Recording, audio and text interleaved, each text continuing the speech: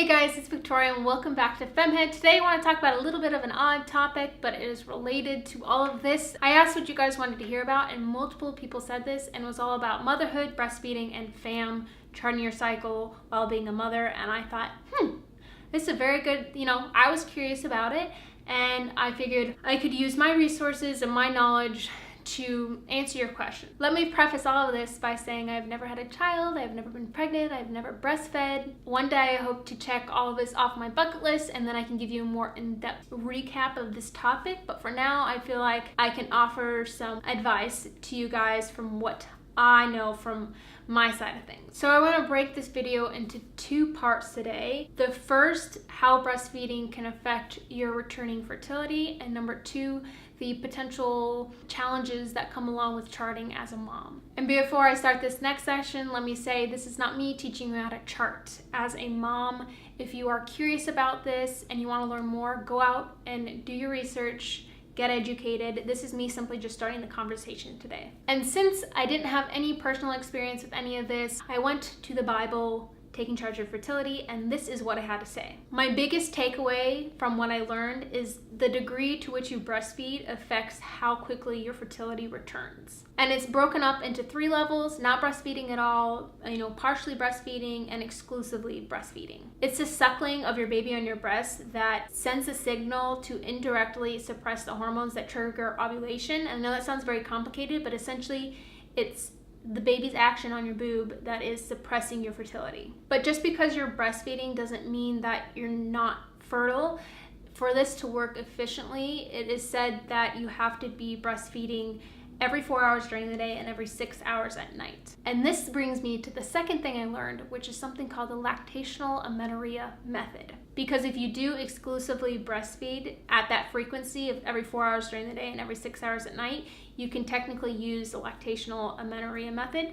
And even if you are partially breastfeeding, but we'll get into that in a second. I'm gonna abbreviate it by calling it LAM from now on. I don't know if that's what it's called, but that's what I'm gonna call it. You can use LAM if your period is not returned, if you are fully or almost fully breastfeeding, and if your baby is less than 6 months old. But there is a 56-day post-birth cutoff for this. Any bleeding before this 56th day can be considered postpartum bleeding, but anything after this should be considered menstrual bleeding, and therefore a return of fertility and ovulation. Interestingly enough, the failure rate for LAM is less than 2%, which means that it is more than 98% effective. But I will get into this also in a second. Because regardless of how frequent you are breastfeeding, you really need to pay attention to your cervical fluid, because that is going to signal a return of fertility. Okay, moving on to partial breastfeeding, which means you supplement less than 15% of the time. You can follow LAM, but you have to use the 2 anovulatory rules that go along with that, which are the unchanging day rule and the patch rule, which requires you to establish a basic and fertile pattern following the 2 weeks after your post-birth bleeding. But once your period returns after that 56th day cutoff,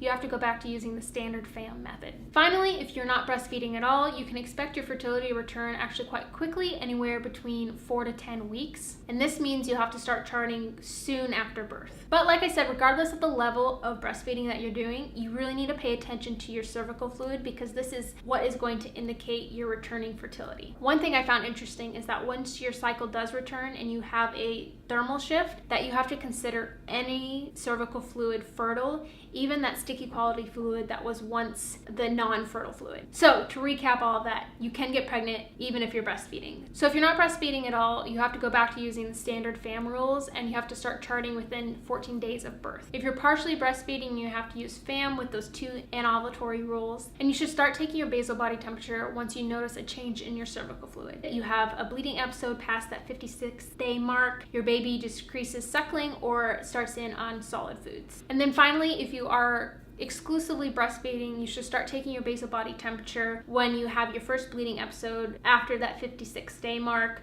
or your baby is 5 to 6 months old, or you decrease the amount of breastfeeding or introduce solid foods. Okay, now into the potential challenges that mothers may face when it comes to charting and being a mom. So as we talked about above, depending on your level of breastfeeding, you're going to eventually have to start taking your basal body temperature again. Sure, this is all good and well, but when you have a baby, I can only imagine the challenges that come along with taking a consistent basal body temperature every single morning. I'm sure that when you're a new mom, getting 4 hours of sleep straight is a a feat. Not only that, but if you do get those 4 hours of sleep, waking up and then taking the 60 to 90 seconds to take your temperature while your baby's screaming can seem a bit impossible. I can totally see where charting is hard as a new mom, but from what we've learned today, it is crucial to really focus on your cervical fluid. And this is where I suggest getting your partner involved. I don't think we give our partners credit or the opportunity to help us out to the degree we might need. And so you need to explain to them the importance of being able to take your temperature in the morning,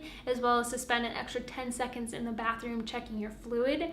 And I'm sure if they're as exhausted or just worn out as you are from the new baby, that they're going to be more than willing to help you prevent another pregnancy before you two are ready. Is charting harder with the baby? There is no doubt about it, but I definitely think it is doable. And from what I've heard, you don't jump right back into the sack. You got to give yourself some time to heal, some time to spend time with baby, and then you can get back into that relationship with your partner. And so I think you have a little bit of a window there. Now I will get back to you when I've had a baby, because in the end, what do I even know? Thank you so much for watching, you guys. Don't forget to subscribe, and I'll see you guys on my next video. Bye!